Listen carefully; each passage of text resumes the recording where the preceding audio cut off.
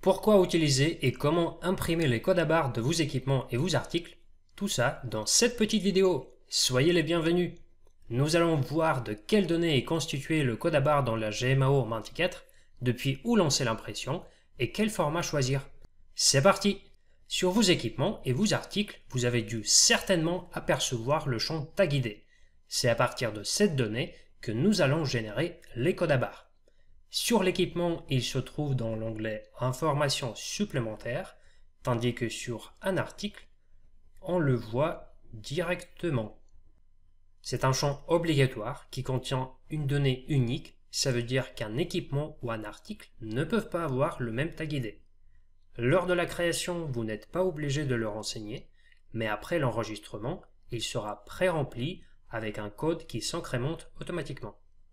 Une fois qu'on sait à partir de quelles données notre code à barres est constitué, nous passons à l'étape d'impression. Rien d'extraordinaire, que de la simplicité et de la facilité d'utilisation. Donc l'impression est possible depuis l'arborescence des équipements, pour vos équipements, et depuis la liste des articles, pour vos articles. Nous allons voir ensemble l'impression des codes à barres des articles, en sachant qu'elle est exactement identique pour les équipements. Dans cette fenêtre, nous avons deux parties.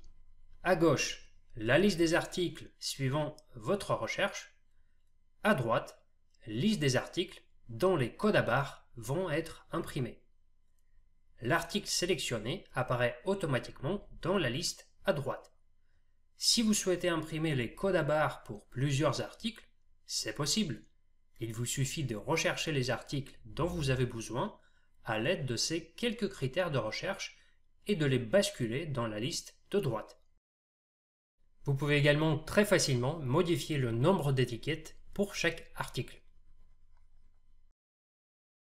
Et pour terminer, vous choisissez le format d'impression entre les étiquettes sous forme de planche, dont le choix de la taille et de la disposition vous sont proposés,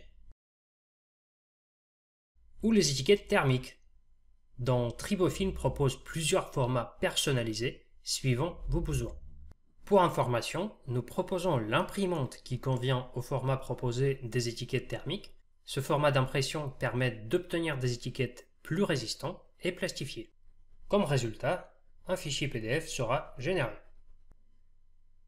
Eh bien, c'est tout.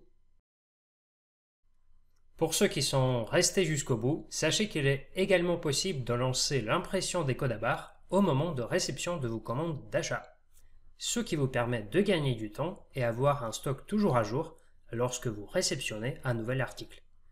Il vous suffit de cocher cette case et la même page d'impression s'ouvrira avec dans la partie de droite les articles présents dans la commande. J'espère que cette vidéo vous aura plu. Bien sûr, n'hésitez pas à revenir vers nous en cas de questions ou les poser dans les commentaires.